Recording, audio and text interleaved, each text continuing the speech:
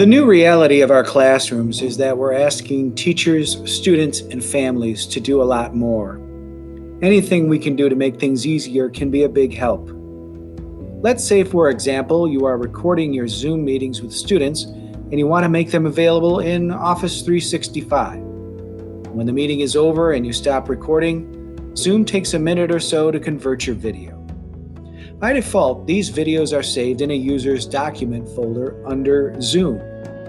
Right-click on a file if you'd like to rename it. Now, you could just go ahead and post the video in Stream, which is Microsoft's version of YouTube.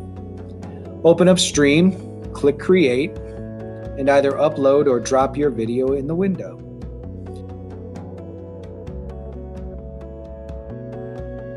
You can rename, give a new description, limit permissions, or grant permission to a particular team or channel, and then publish. As a side note, if you do a little trimming on these stream videos, they result in a file that's much more compatible for your viewers. We'll cover that in another video.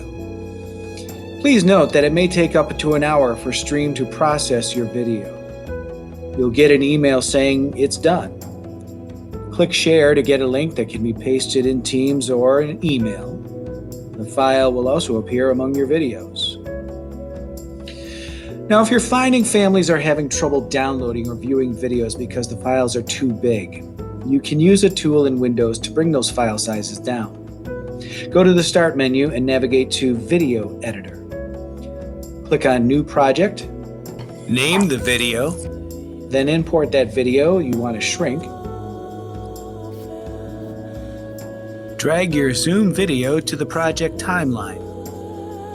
Video Editor has some tools for renaming, editing, adding titles and effects. And when you're done adjusting, click on Finish at the upper right.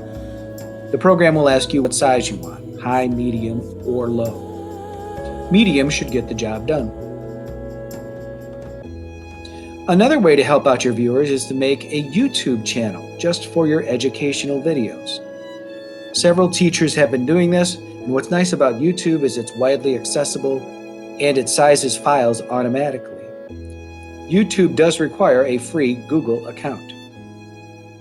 Once you've gone ahead and registered your YouTube channel, look at the upper right for the camera icon. That gives you the choice of recording a video, which includes live streaming, or uploading a video. Choose Upload New Video. It will ask you to locate the Zoom video file,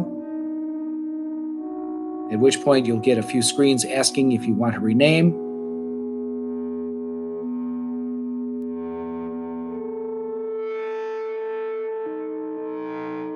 Once it's done uploading and processing, you'll get a link to it. Repeat as necessary, and then just wait by your mailbox for all those YouTube Emmy Awards.